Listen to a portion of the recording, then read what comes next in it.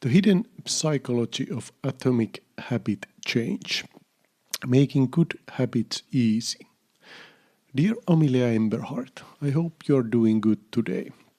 I'm thrilled to be back because this is the season 3 premiere. We are starting this season with a deep dive into habits, beginning with the look back at the true classic Atomic Habits by James Clear. There is a quiet force shaping nearly every action we take each day. It's not willpower, it is not discipline, it is something more subtle.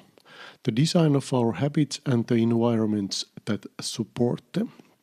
What I have come to understand is this. Habits are not just about effort, they are about attraction, identity, and ease. Let us begin what makes a habit truly irresistible. The second law, make it attractive.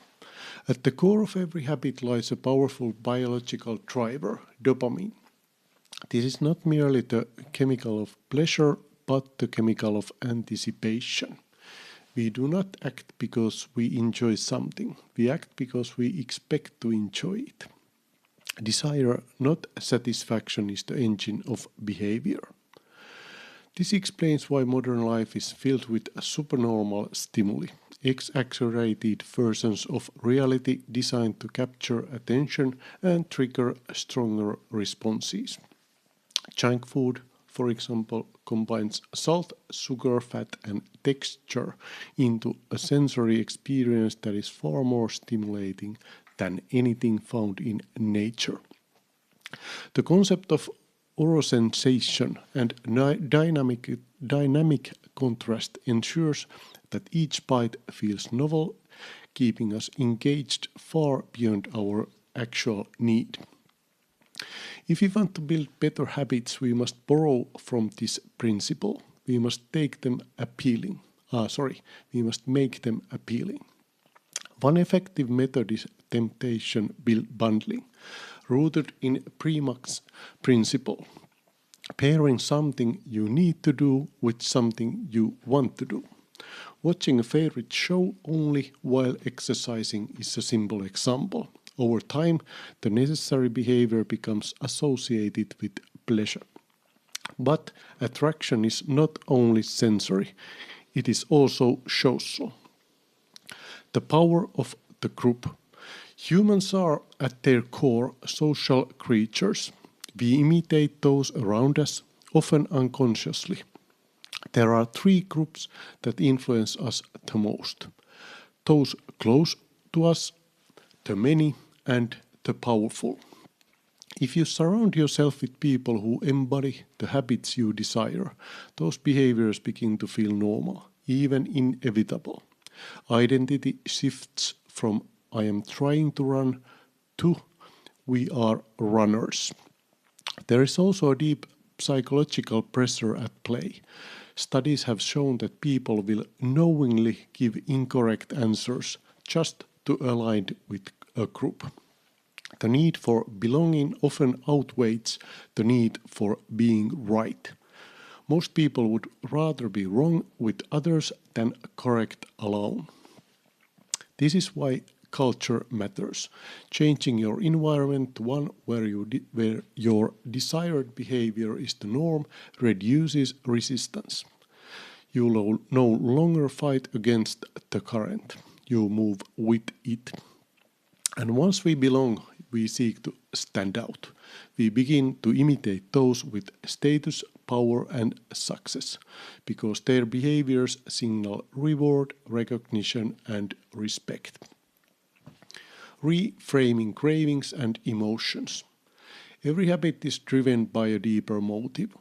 A surface craving may look like a desire for a cigarette, but underneath it may be a need to reduce stress. The same need could be fulfilled by running, breathing exercises, or rest. The key is not to eliminate desire, but to redirect it. Our behavior is shaped not by reality itself, but by how we interpret it. The same situation can produce entirely different habits depending on our mindset. I have to wake up early feels like a burden. I get to wake up early feels like an opportunity. Emotion assigns meaning. It tells us what matters. This is where motivation rituals become powerful. A simple routine, putting on headphones, taking deep breaths, smiling, can signal to your brain that it is time to enter a specific state. Over time, the ritual itself becomes associated with readiness and focus. The third law: make it easy. While attraction gets you started, ease keeps you going. There is a common misconception that success comes from perfection. In reality, it comes from repetition. Consider two groups. One focused on producing a single perfect result, and another focused on producing many imperfect attempts. The second group learns faster, adapts, and ultimately achieves better outcomes. The first group remains stuck in planning and hesitation.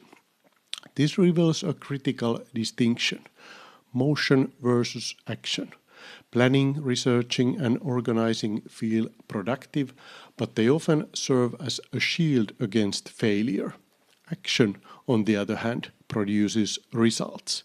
It carries risk but also progress. Habit formation depends on repetition. Each time you perform a behavior, neural connections strengthen. This is the essence of long-term potentiation and Hebb's law. Neurons that fire together wire together. The real question is not how long a habit takes to form, but how many repetitions it requires.